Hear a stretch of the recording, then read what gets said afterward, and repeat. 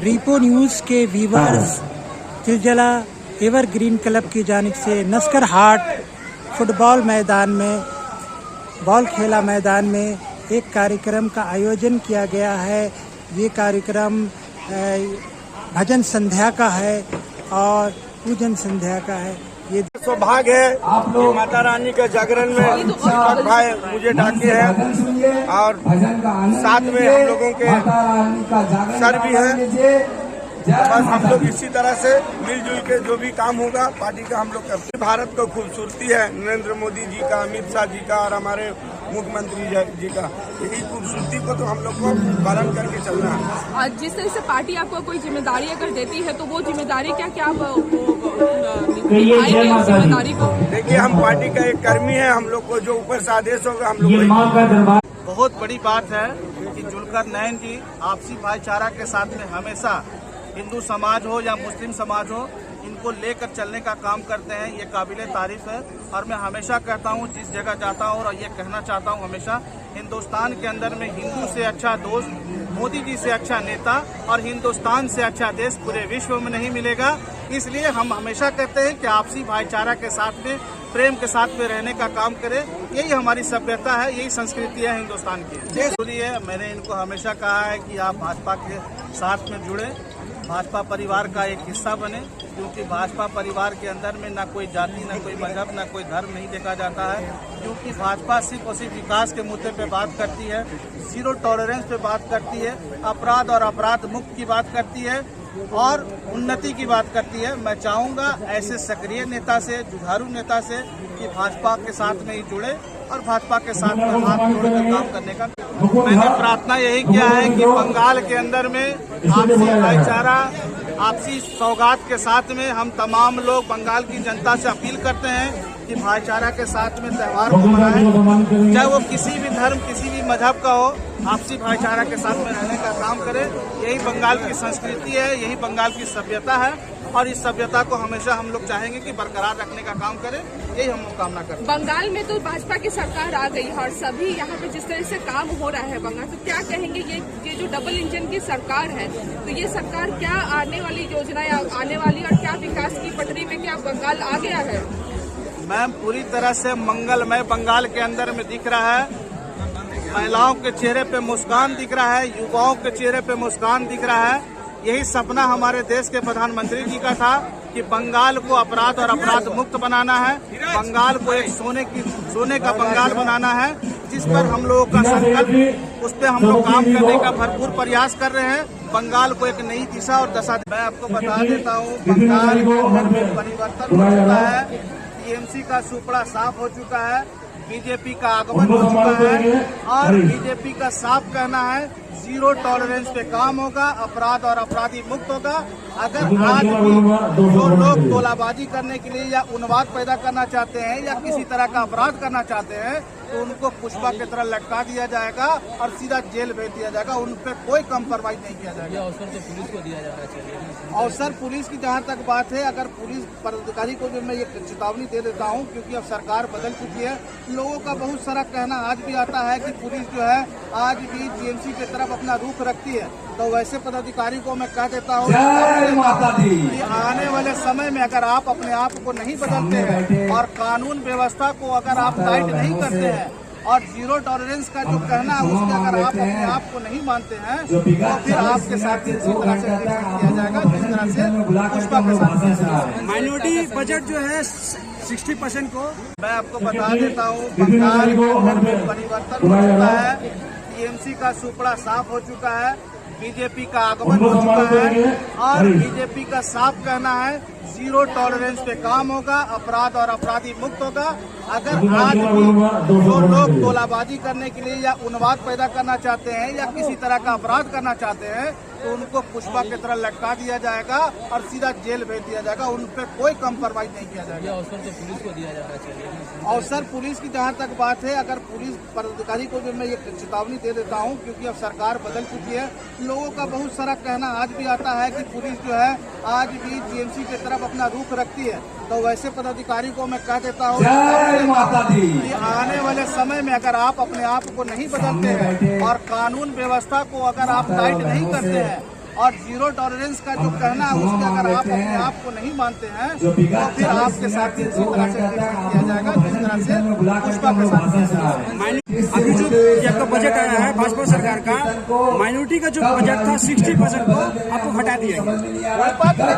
देश हित में अगर सरकार कोई योजना लाती है तो कहीं घटता है तो कहीं बढ़ता भी है। सरकार बदला है, नीति बदली है, कुछ न कुछ बेहतर होगा समाज के लिए। हमारे नेता का साफ कहना है कि हम किसी को न बांटेंगे न किसी को बंटने देंगे। हम तमाम 140 करोड़ जनता को मुख्य धारा में जोड़कर उनकी हर योजना को उनके द्वार तक पहुंचाने का काम करेंगे, चाहे वो भारत सरकार की योजना हो या स्टेट गवर्नमेंट की योजना हो। तमाम व्यक्ति को देने का काम करेंगे क्योंकि 140 करोड़ जनता का वादा हमारे देश के मोदी जी ने बेहतर फैसला लेने का काम किए हैं और हम शिवेंदु जी के जिस फैसले को समर्थन करते हैं, मुस्लिम समुदाय भी उनके साथ खड़ा है। बहुत सारे लोगों ने मुस्लिम समाज को डराकर भाजपा से दूर करने का काम किया था, लेकिन अब मुस्लिम समाज पूरी तरह से जागरूक हो चुका है और मोदी जी के हाथ को और अमित शाह जी के हाथ को और शिवेंदु अधिकारी जी के हाथ को मजबूत करेगा और केएमसी के चुनाव में बढ़ चढ़कर हिस्सा लेकर विजय बनाने का काम करेगा। प्रातः 10 बजे से महामाई का पूजन का कार्यक्रम जो है वो आरंभ हुआ था। पूजन का कार्यक्रम संपन्न हो चुका है। अब से कुछ ही क्षणों के उपरांत महामाई की ज्योत प्रज्वलित की जाएगी। इलाके में रहने वाले समस्त माताओं बहनों भाइयों से जहां तक की हमारी आवाज पहुंच रही है, आप सबसे हमारा विशेष अनुरोध है, आप सब अतः शीघ्र पूजा मंडप में चले आए। वैष्णव के विशाल भजन संध्या का जो आयोजन किया गया है, पूजन का कार्यक्रम सुबह से ही आरंभ था, जो कि पूजन का कार्यक्रम संपन्न हो चुका है। अब से कुछ ही क्षणों के उपरांत महामाई की ज्योत प्रज्वलित होगी। ज्योत प्रज्वलन के उपरांत सुंदर सुंदर भजन गायकों द्वारा सुंदर महामाई का भजन गान होगा और सुप्रसिद्ध झांकियों द्वारा महामाई को रिझाया जाएगा। शुक्लम वर्धनम देवम शशिवर्णम चतुर्भुजं प्रसन्नवदनं ध्यायेत सर्वविघ्नों प्रशान्तये।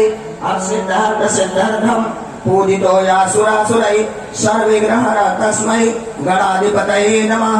सर्वमंगलमांगल्ये शिवे सर्वाद्य साधिके शरण्ये त्र्यंबके गौरी नारायणे नमस्तुते। कृष्णाय वासुदेवाय हरये परमात्मने प्रणतः क्लेशनाशाय गोविन्दाय नमो नमः। सच्चिदानंद रूपाय विष्णुपत्यादि हेतवे तापत्र विनाशाय श्री कृष्णाय वयं नमः। दुर्गे स्मृता हरितिम शेष जन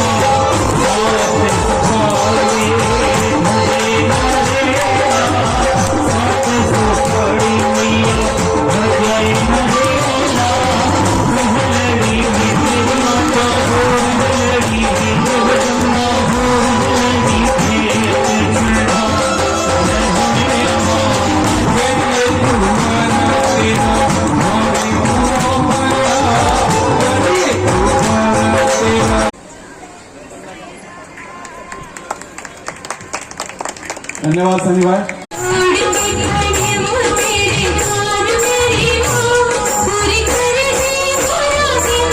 पूरी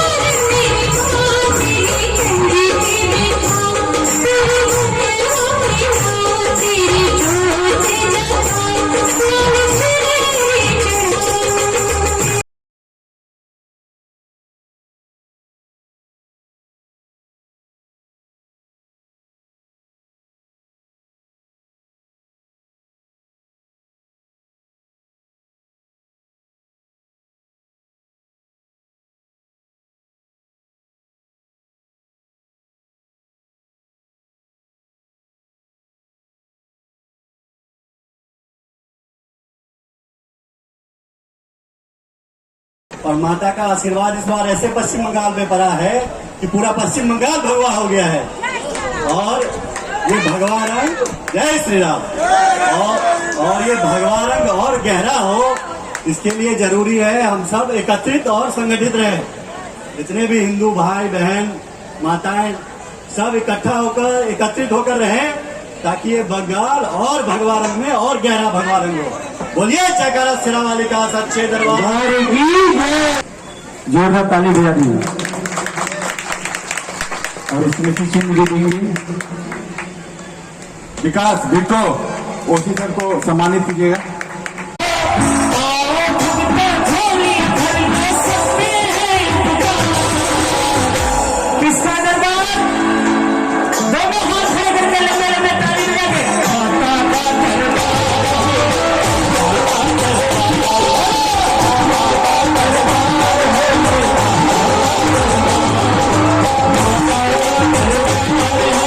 अनेकता में एकता, यही हमारी भारतीय संस्कृति की और सबसे महत्वपूर्ण और इस पर ध्यान देने वाली बात है।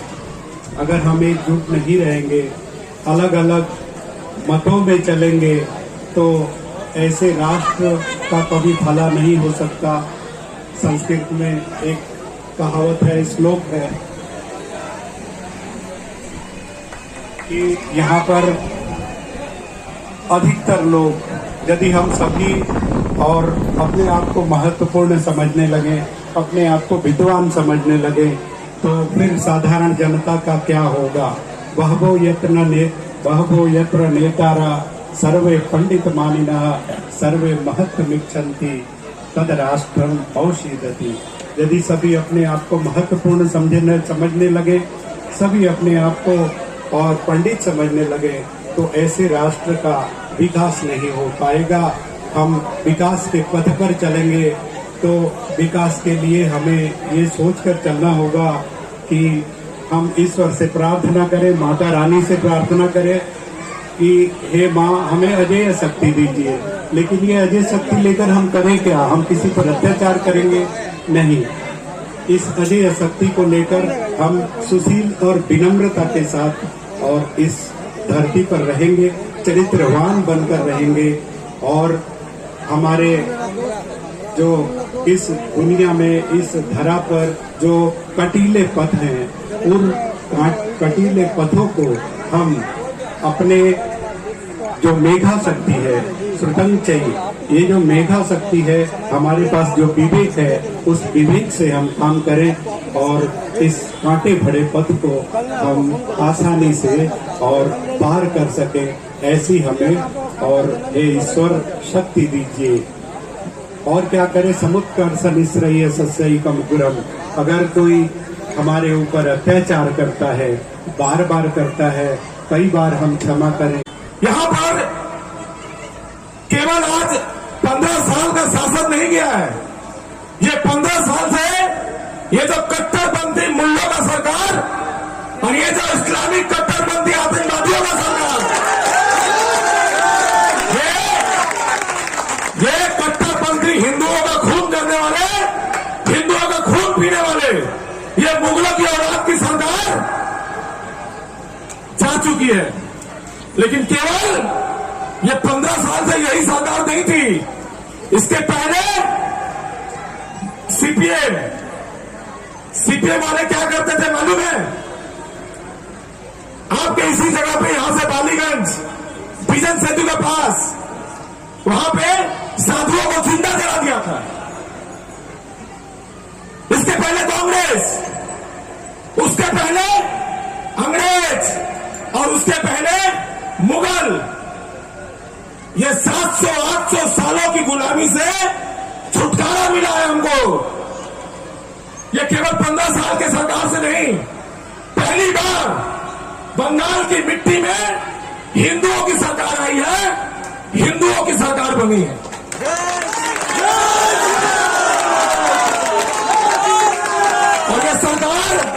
और ये सरकार हमने नहीं बनाई है, ये किसी राजनीतिक पार्टी ने नहीं बनाई है। ये सरकार इस बंगाल के हिंदुओं ने बनाया है, इस बंगाल के कोने कोने में जो हमारे हिंदू समाज के लोग हैं उन्होंने बनाया है। क्या जरूरत थी बनाने की? क्या जरूरत थी? सड़क, रोड, नाला तो हर एक सरकार करती है, हर एक सरकार रोड बनाती है, हर एक सरकार स्कूल बनाती है, अस्पताल बनाती है, हर एक सरकार रोड बनाती है। तो आज यहां पर भारतीय जनता पार्टी की सरकार की क्या जरूरत थी? जरूरत इसलिए थी कि संदेश खाली में हमारी मां बहनों का माथे पर सिंदूर और हाथ में शाखा पोला देखकर उनको तृणमूल वाले पार्टियों से बुलाते थे शेख शाहजहां जैसे लोग। शेख शाहजहां जैसे लोग वहां पर हमारी माताओं बहनों का संग दुर्व्यवहार करते थे। हमारी बहन कामदुनी में जिसको गैंग रेप किया 8 मुसलमानों ने मिलकर और उसको चीर दिया बीच से नाभि तक। और इस जघन्य अपराध में जो लोग दोषी थे उन लोगों को यह सरकार, तत्कालीन सरकार तृणमूल कांग्रेस की, उन्होंने हाई कोर्ट से उन लोगों को बेल करवा दिया और उनको बाहर निकलवा दिया। इसलिए जरूरत थी हमारे हरा गोविंद दास और चंदन दास को मुर्शिदाबाद में उनके घर के सामने में जानवर को काटने वाला जो हथियार होता है उस हथियार से उसको काट दिया गया, क्योंकि गर्दन में तुलसी माला था। इनको वक़्फ़ का आंदोलन करना था, वक़्फ़ बोर्ड का आंदोलन करना था, और वक़्फ़ बोर्ड का आंदोलन के नाम पर इनको हिंदुओं का कत्ल करना था। इनके अंदर कोई घटना घटने के बाद सरकार को एक्शन लेना चाहिए। लगातार हिंदुओं के ऊपर में अत्याचार हुआ, धूलागढ़ में, धुलियान में, चाहे कालियाचक हो, चाहे देगंगा हो, चाहे तेलीपाड़ा हो, हर एक जगह पे रानीगंज, आसनसोल से लेकर हमारे इस कलकत्ता में, खिदिरपुर में, महिला डिपो में किस प्रकार से दंगा किया गया, ये सारी घटनाएं बताती हैं कि हिंदुओं की हालत यहां पर बहुत खराब हो चुकी थी। ये आप सब लोगों को मैं आज धन्यवाद देना चाहता हूं, मातृशक्ति को धन्यवाद देना चाहता हूं कि आप लोगों के आशीर्वाद से और आप लोगों के प्रयास से ये बंगाल का मिट्टी जो है ये बच गया, ये बंगाल की भूमि बच गई। यहां पे हम लोग जागरण करेंगे। आने वाले समय में हमें जय श्री राम बोलने से हमें कोई नहीं रोकेगा। हमारी मां बहनों को रात को कोई आंख उठाकर नहीं देखेगा, कोई भी कटमुल्ला हमारे पूजा में विघ्न नहीं डालेगा। मटियापुरुष में अष्टमी के दिन, दुर्गा पूजा के दिन वहां पर जाकर ये टोपी वाले, लुंगी वालों ने जाकर वहां पर क्या किया था? बोला था कि बंद करो नहीं, चंडी का, मां चंडी का पाठ नहीं होगा, मां दुर्गा का अष्टमी का पूजा नहीं होगा। हमारा जुम्मा है, जुम्मा का दिन नमाज पढ़ेंगे। तो भाई नमाज पढ़ो, कौन रोका है? लेकिन तुम्हारे नमाज के लिए हमारा पूजा रुक जाएगा।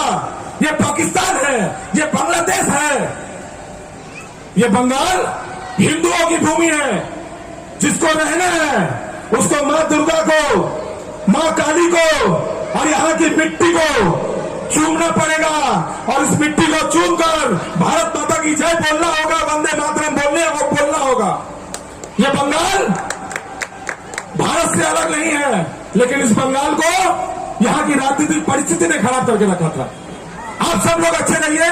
आने वाले समय में आप लोगों की, सब लोगों की, हम सब लोगों का यही प्रयास रहेगा कि हमें राजनीतिक पार्टी के ऊपर में निर्भर नहीं रहना है।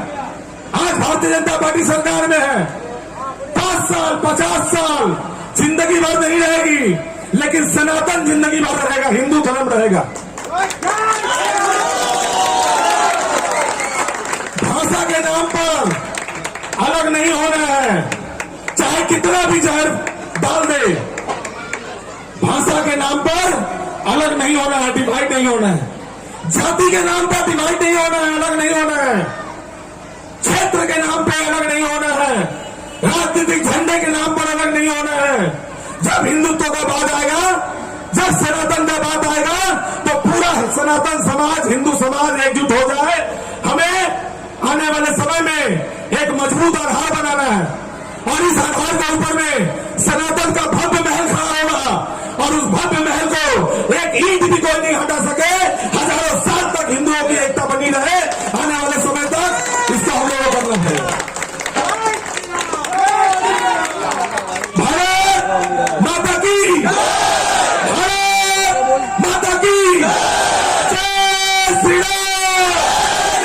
बहुत बहुत धन्यवाद कसब भैया, आप आए हमारे भी रोज कुछ। So fight for all the noble causes. তাহলে আমরা পারবো। ভালো থাকবেন ভাই। আমি টালিগঞ্জের বিধায়িকা। আজকেই শুনেছি শুধু নিজের ক্ষেত্র নয়, সব ক্ষেত্রকে দেখে রাখতে হবে। আমাদের শুধু দুটো চোখ নয়, এই যতগুলো চোখ আছে সব চোখ আমাদের, সব চোখ দিয়ে দেখতে হবে।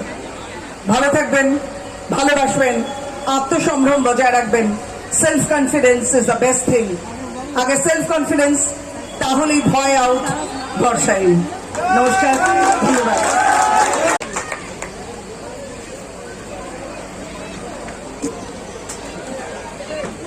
जुलकर सर को भी थोड़ा सम्मानित करिएगा।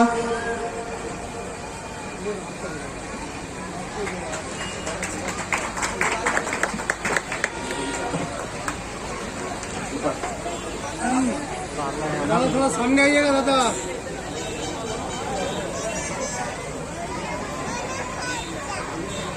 सम्मानित किया जा रहा है।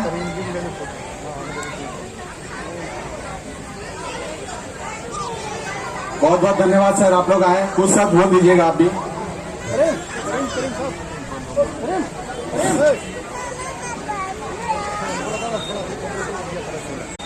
आज माता रानी का प्रोग्राम था जिसमें आयोजनकर्ता की तरफ से मुझे निमंत्रण मिला था। बहुत खुशी मिलती है कि बंगाल के अंदर में एक परिवर्तन हुआ है। पहले एक विशेष समुदाय के लोगों का कब्जा हो गया था बंगाल के अंदर में, लेकिन जब से बंगाल के अंदर में भाजपा की सरकार आई है, उन तमाम समुदाय के लोगों को, जो भी जाति मजहब धर्म के लोग रहते हैं बंगाल के अंदर में, उनको एक नई आजादी मिलने का काम मिला है, एक नई ऊर्जा देने का काम किया है भाजपा परिवार ने। और जिस तरह से महिलाओं ने बंगाल के अंदर में परिवर्तन लाने का काम किया है, उन मां बहनों को मैं दिल से शुक्रिया अदा करता हूं, क्योंकि टीएमसी की सरकार ने हमेशा बंगाल को बांटना चाहा। बंगाल के लोगों को वो कभी नहीं चाहते थे कि आपसी भाईचारा के साथ में सब लोग एक साथ होकर त्योहार मनाने का काम करें। अब ये बंगाल मोदी जी का बंगाल है, अब ये बंगाल शिवेंदु अधिकारी जी का बंगाल है, अब ये बंगाल हमारे देश के गृह मंत्री श्री अमित शाह जी का बंगाल है। इसी के लिए हम तमाम लोग एकत्रित होकर और स्वतंत्र होकर त्योहार मनाने का काम करते हैं। बड़ी खुशी होती है अब देखकर उन तमाम महिलाओं के चेहरे पे मुस्कान, क्योंकि जिस तरह से ममता दीदी ने बंगाल के अंदर में रहकर वैसे समुदाय के लोगों को टारगेट किया, वैसे लोगों को टारगेट करने का काम करती थी जो टीएमसी को कभी अच्छा देखना नहीं चाहते थे, क्योंकि टीएमसी ने हमेशा हम लोगों को बांटा है जाति के नाम पर, धर्म के नाम पर, मजहब के नाम पर। और हम सबसे पहले ये कहते हैं कि ना हम हिंदू हैं, ना हम मुसलमान हैं, ना हम सिख हैं, ना हम ईसाई हैं, हम सबसे पहले हिंदुस्तानी हैं। और हिंदुस्तानी होने का ये हमें फर्क है। क्यों? क्योंकि हिंदुस्तान में रहने वाले लोग हम सब आपस में भाई भाई हैं। पहले हम हिंदुस्तानी हैं, उसके बाद हम जाति और मजहब में बटे हुए हैं।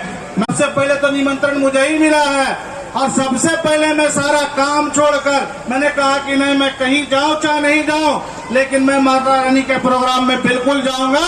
इसके लिए चाहे मुझे कुछ भी हो जाए, चाहे कितना भी नुकसान हो, लेकिन मैं कोई प्रोग्राम अटेंड नहीं करूंगा। मैं ये प्रोग्राम पहले अटेंड करूंगा क्योंकि ये हमारी आस्था है, क्योंकि ये हमारी संस्कृति है, क्योंकि यही हमारी सभ्यता है। और टीएमसी सरकार ने लोगों को लूट लिया, अब उनका उनसे हिसाब लेना है। मुझे पता है बहुत सारे लोगों ने बताया मुझे कि सर अगर कोई आयोजन या कोई प्रोग्राम किया जाता था तो उसमें कुछ टीएमसी के गुंडे आके प्रतिबंध लगा दिया करते थे, कहते थे कि यहाँ ये प्रोग्राम नहीं होगा।